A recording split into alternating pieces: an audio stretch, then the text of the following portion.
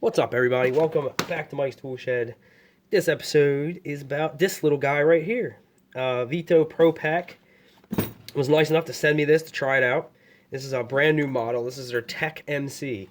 And I had no problem accepting it because my other bag is a Tech XL, and I freaking love that thing. I've had it for about 6 months now, and I've got it just dialed in perfect where all my tools go, and I freaking love it. I would never not have that bag. And I was really excited to learn that they came out with this, and it was like the little mini version of it. There's a few bags in the Tech series where the XL is the biggest one. This is the smallest one. So I was really excited because as powerful as I am with the Tech XL and as many jobs as I could do, I paid for it. That thing weighs like 45 pounds, and most of the time I'm not using half the tools in it. It's just nice to be able to put my hand on any of my hand tools. Whereas a lot of jobs, I know exactly what I'm going to need, and at most I would need like 10 things. And that's where this comes in. Little bag, little jobs. Or, maybe you work in a trade or industry that this would hold all your tools. Maybe a small electronics technician or something like that. But for me, this is going to be oddball stuff, probably light fixtures and rooftops. If I know I'm doing a lot of that in a day, this is what I'm going to grab. I think the way I got it outfitted now, which is pretty close to how it's going to be, I think it only weighs like 15 pounds. It doesn't weigh anything at all. Like, it's pretty light. As light as it is, it still comes with a shoulder strap. And I was on and off again about this. I didn't know that it came with it at first. But in one picture, I saw these big D-rings. And I was like, well, I'll get a shoulder strap for that. I think I got an extra one. And then I thought, no, I'm not going to put a shoulder strap on it. I can think of 3 dudes that I work with right now that the second they see this thing, they're calling it a purse, and they're going to make fun of me all day. That's just who they are. They like to bust balls, and partly they're probably jealous of it. They probably think it's cool, but they would do that. So I'm like, nah, I'm not going to do that. I'm not going to... Carrying it like this will be fine. And then I flip back to, you know what, though? You can throw this over your shoulder. It's like you're not carrying anything, and you got both your hands to do whatever. So you can climb up a ladder to the rooftop. You can carry two other heavy things and throw this over your shoulder, and it's like you're not even carrying it. So I was really excited to find out that it comes with the shoulder strap. So I'm putting it on there. I'm keeping it on there. Grant, if you call it a purse, I don't give a shit because I love this bag. I was gonna wait a little while to do this video, but it didn't take me long to make up my mind about this. I already know the construction and the quality that their bags are from the other one, so it was just a matter of adapting and getting used to this little bag. It's awesome. Like I said, small bag for small jobs. At first, I was kind of disappointed because there was a couple things I wanted to put in here that didn't fit. And a full-size pair of channel lock 440s. You kind of got to put them in at an angle. This bag sits 12 inches to the bottom to the zipper. So it's a little less than 12 inside. So logically, a 12-inch pair of pliers aren't going to fit in here. You know what else won't fit in here? A hammer, a Sawzall, a lot of stuff. You can't expect to fit the whole world in here, and that's kind of what I was thinking when I first started trying to put stuff in here. Once I started thinking differently, smaller tools, more compact tools, different versions, that's when I really started liking it and outfitting it that way. So, basic construction on the outside is thick nylon everywhere. This is looks like seatbelt material. It's got leather bolsters. The handle is solid rubber. Pretty damn comfortable. Beefy zippers. This is triple stitched all the way around. It's got this I call it a bathtub bottom. It's all waterproof, so you can set this thing in the snow, in a puddle, in the rain. I don't know if they advertise these as weatherproof, but I had my other bag out in the rain for probably 2 hours, and not everything inside was dry. I don't know if they advertise that, but it is relatively weatherproof, and the whole bottom's waterproof. As far as I can tell, these are magnetic, so I don't think these rivets are stainless, but they're at least nickel plated or have some kind of weatherproof type plating on them, so I can't really speak to that.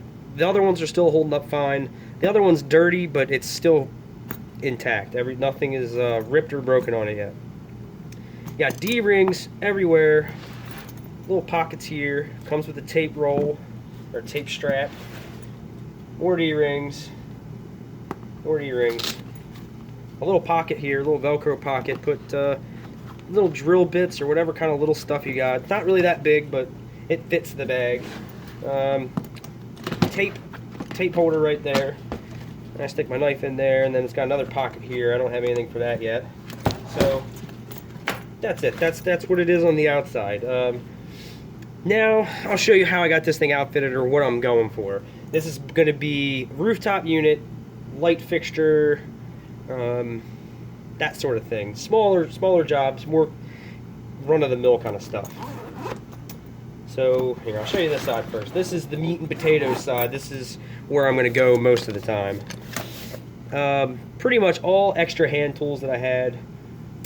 One thing I tried to put in here that didn't fit was a jab saw, a drywall saw. It was just a little too tall. It was about 12 inches from, tip to tip. So I started thinking, you know what, I had one of these a while ago, and I ended up preferring it to a drywall saw for cutting drywall and acoustical ceiling tiles, drop-in ceiling tiles, because you put a Sawzall blade in this thing, just like that, and it gives you a lot finer cut. It takes more strokes to get the cut, but everything ends up neater, especially in the ceiling tiles. The teeth on those jab saws will just rip the hell out of it, whereas this you can get a really fine edge. So once I kind of remembered that, I was like, whatever, I don't need a full-size drywall saw. I'd actually rather have this in here, and that's all the space it takes up. It's not going to poke you. It's not going to stab the inside of your bag like the a full-size fixed blade one. A extra level in here. This is all like kind of the second string tools. Still really good, still professional. They just don't get called on all that often, but they're still, still usable. This brand made it in there. I really like these. These are really awesome linemen. Even though I prefer the Kleins, I understand these are probably better made, but I just prefer the Kleins. I like them better. These are a very, very, very close second. They're built really good, and these cutters are pretty awesome. I don't know how I feel about insulated crips. I don't really cut that many live wires, but I figured I'd try some insulated stuff out. They're pretty good. This is going in the tool bag. The big dumb Klein multi-bit nut driver. This thing is a beast, but it is a lot smaller than 6 nut drivers. In comparison, here's a regular 10-in-1, and there's the handle for that. It's a fat boy, but I got 6 nut drivers in there now. I got a Klein, just a Phillips and flathead, standalones, basic, and then this Wera, the longer, skinnier flathead. This will fit in plate screws really well. Reach back into stuff. Little pair of vice grips I picked up. I just got this little adjustable wrench. It goes up to 15/16. I mean, that's plenty good enough for uncrating equipment. Sometimes you got to get under there and unbolt it from a pallet, whatever it might be. This is just a little extra. I took this Craftsman and ground it down, do control work, some of the smaller terminals. Extra pair of strippers. Threw these in here. These have just been kind of floating around the van. Just Allen key sets. This is the standard one. Oh, that's millimeter. Standard and metric. I don't use them a whole lot, but a lot of times on like oddball light fixtures will have weird fasteners. It's always good to have these. Sometimes they don't always give you that little Allen keys to work on them. And that's it. That's like a bunch of tools that I could fit a lot more in here. But this is all, this is what I'm going to be grabbing for 90% of the time. Yeah, that's everything on that side. Here I got my glove clip. Old flashlight. Like, this flashlight's not the best, but it definitely got the job done for me for a long time. A couple of markers, and the tape and the knife. Tape and the knife on this side. Now, this side is kind of set up like my other bag, where I got the go-to tons of hand tools on this side, and then the other side's kind of oddball stuff. So I left this space open so I can swap my little mini impact from the other bag. The little impact does fit down in this pocket right here. This is like a stretchy, kind of like wetsuit material. This one and this one are like that. It's got 3 little pockets here for markers. I got a Harbor Freight pick in there. It's come in handy from time to time, and it's small, so I figured I'd throw it in there. I got my extra amp probe clamp meter, the leads, and my extra pen tester, the Milwaukee one with the flashlight. Not a huge fan of these, but it is always, it couldn't hurt to have one. They do kind of have their situations. And then this was another tool that wouldn't fit in here. I think I mentioned this. I had the full-size 12-inch 440 channel locks. Well, this bag only sits 12 inches high. So anything that's 12 inches isn't going to fit because it's just the inside size smaller. Excuse me. So I got the 430s and the 420s. If I'm doing anything bigger than that, if I'm doing some like big seal tight or big compression fittings or I need something bigger, I'm probably gonna have my other tool bag anyway. But for, again, rooftop stuff, seal tight compression, 3/4, 1-inch EMT compression fittings, these are gonna work perfect.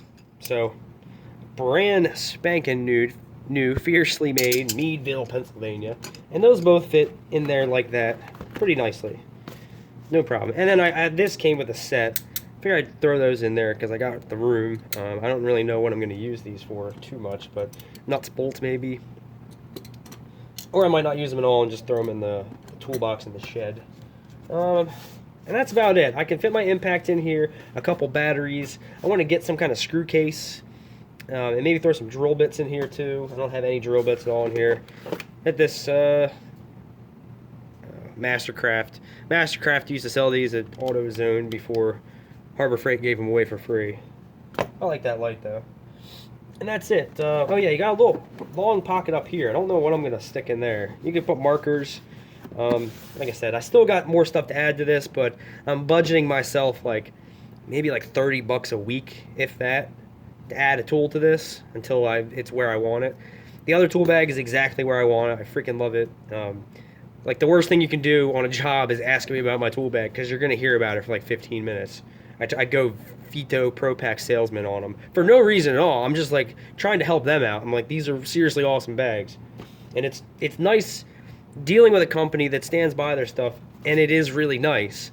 I don't have to like sugarcoat anything or feel like I'm, obligated to say something nice. Like, it just makes doing this that much easier. This is one of the awesomest, is that a word? Awesomest things that I've received thus far as a YouTuber, and I do really appreciate it. This bag kicks ass. A little job, little bag, purse, whatever you want to call it. I know somebody's gonna say it, but whatever. Go ahead. You're jealous. So it's got some more. It's got some coming along to do, but that's it. It only took me about a week to fall in love with it. So that's it. That's my Veto Pro Pack Tech MC.